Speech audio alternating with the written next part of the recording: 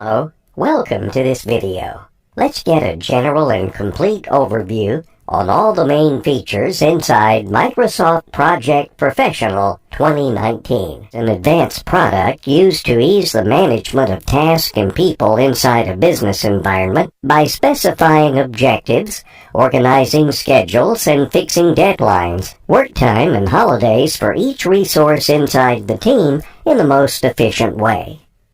When opening Project, its startup page shows up, with your most recent project documents on the left side, and ready templates to use on the right if you want to start from a new document. To see the basics of Project, let's just start from a new blank project. The main workspace is divided in several parts. On top, you have the ribbon, collecting all the features and tools inside Project. At the bottom, you have the main project table where you edit and organize the schedule, the assignments, and the tasks. And above it, you have the timeline, which focuses on selected chosen tasks. First thing to do is to define the complete list of tasks on the task sheet on the left, and then organize and check these through time on the Gantt chart on the right. To create a new task, type the task name on a new row and define when it should start and finish. At this point, the task appears on the Gantt chart as a colored bar extended on the timeline as much as the task duration is. You can also use the zoom bar in the bottom right corner to zoom in and out on the chart, showing weeks, days, hours, or quarters. You can also double-click on the taskbar to change its appearance and color. To adjust text style and general appearance on the whole Gantt chart, use the Format tab instead. You can also change the task start, finish dates, and duration directly on its bar on the chart. Click and drag the bar to move it in time, and drag from its right edge to change its duration. The task duration is measured in working days between the start and finish date from Mondays to Fridays. These are showed as white columns on the Gantt chart, whereas non-working days such as Saturdays, Sundays, and holidays are represented as gray columns. In case any task goes across these columns, this gets extended in time, but its duration and working days remains the same. To change the non-working days and insert national holidays, go to the Project tab and then to Change Working Time. Below, under Exceptions, you can add special working or non-working days with any recurrence if you need, for example, to add holidays, special meetings, or conferences. Under Work Weeks, you can specify periods of time where the working days and hours change or become non-working days. You can also go to Options to change the ordinary working hours and times. Once you go to OK, the Gantt chart updates with your changes, adding or removing gray columns. You can split a task by right-clicking on it and going to Split Task. This splits the task in two independent parts, separated by a single day and without changing the task duration. This is used to free some working hours to dedicate to a more important task. You can also add the percentage of completion by clicking and dragging from the left edge of the taskbar. This is represented as a thin line progressing over the working days. Whereas, if you need to adjust all the details regarding any task, just double-click on its name and open the Task Information panel. Here you can adjust percentage, priority, duration, and also start and finish dates. Under Notes, you can write additional comments and details, whereas under Advanced, you can fix a final deadline for the task to be respected. This is indicated as a green down arrow on the Gantt chart, and in case the task overcomes it, Project gives you a warning on the task sheet. To remove any task, just right-click from the task sheet and go to Delete Task. By default, all the new tasks created are manual scheduled tasks, with a pin symbol on the task sheet and with their start, finish, and duration managed manually. From task mode, you can turn these into auto-scheduled tasks, which are moved and edited by project in case these do not respect the constraints you define, for example, any deadline or limit. From the Task Information panel, you can go to the Advanced tab to add any deadline and the constraints to be respected.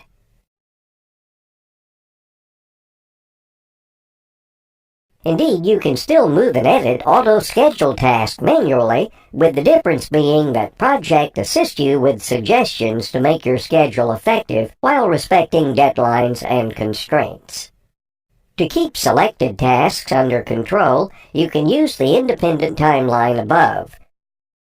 If you can't see it, you can show it by going to the View tab and then to Timeline.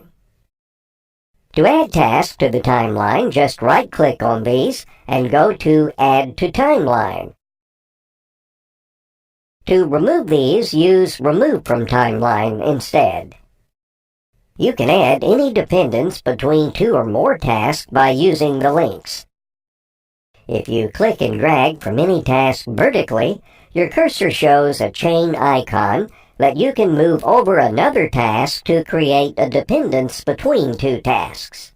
By default, this creates a Finish to Start link, where the second task can start just when the previous one called Predecessor finishes. Each task can also admit multiple predecessors. All the predecessors of any task are listed under the Predecessors column with their row number. To manage links between the task and its predecessors, you can open the Task Information panel under the Predecessors tab. Each link is shown with the predecessor row number, its name, and the kind of dependence. Finish to Start is the default kind of link, but you can also choose Start to start the current task when its predecessor starts, Start to Finish to begin the current task when its predecessor ends, and Finish to end the current task when the predecessor finishes. Pay attention when moving manually scheduled tasks that have links. In case the new schedule does not respect the kind of link, you will get errors on the task, shown with dashed contours. You can use Respect Links under the Task tab to correct the schedule of the current task. In the case of auto-scheduled tasks, these are solved automatically by project depending on your choice from the planning wizard. To remove any link from the selected task, use Unlink Tasks. Whereas if you have any task in progress but you do not want it to interfere with other tasks or links, select it and click on Inactivate. Besides the task, you also have the summaries and the milestones. You can add these from the Insert section under the Task tab.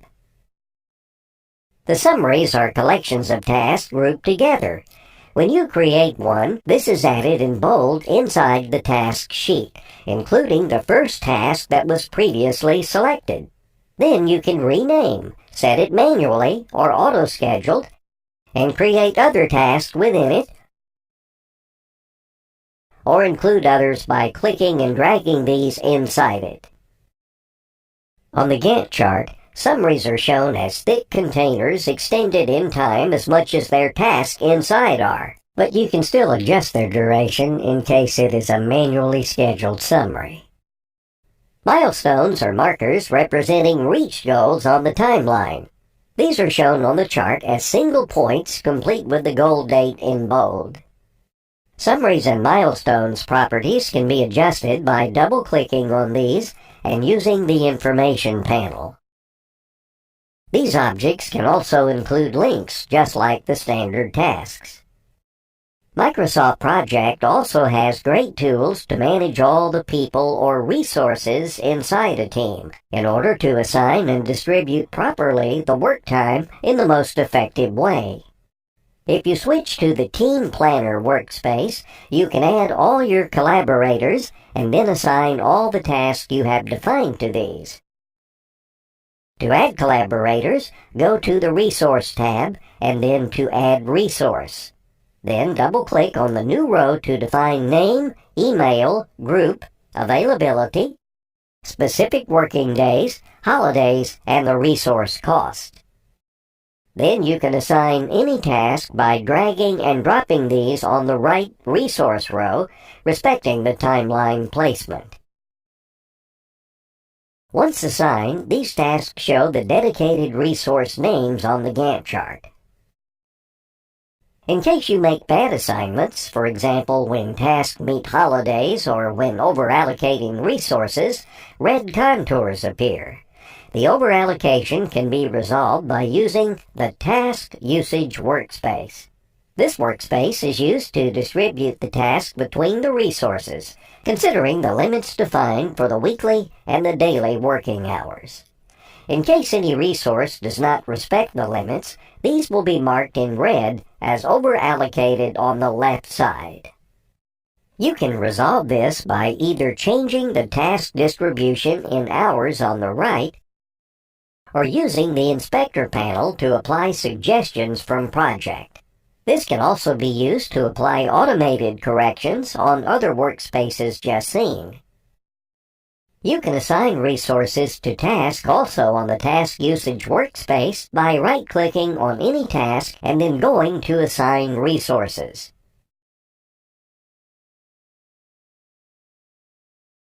Inside Project, you can extract complete reports to get a clear representation on your project and your resources status and share them easily outside. To create a report, just go to New Report under the Report tab, choosing whether to create tables, charts, or use any ready template.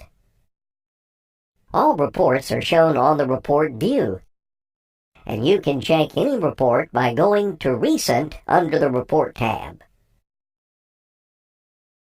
You can also customize the report as you like with all the tools inside the Design tab above. To save your project document, go to File and then to Save As, defining destination and name. Project documents are saved as MPP file formats. In complex project managements, you may need to include a project document inside another document. You can do so by going to the Project tab and then to Sub-Project, browsing for the interested file. This will be added and treated just like an auto-scheduled summary, directly linked and updated to the latest version of the document. Thanks for watching this video. Check out our YouTube channel and subscribe for more free and amazing video guides dedicated to Microsoft Office Suite.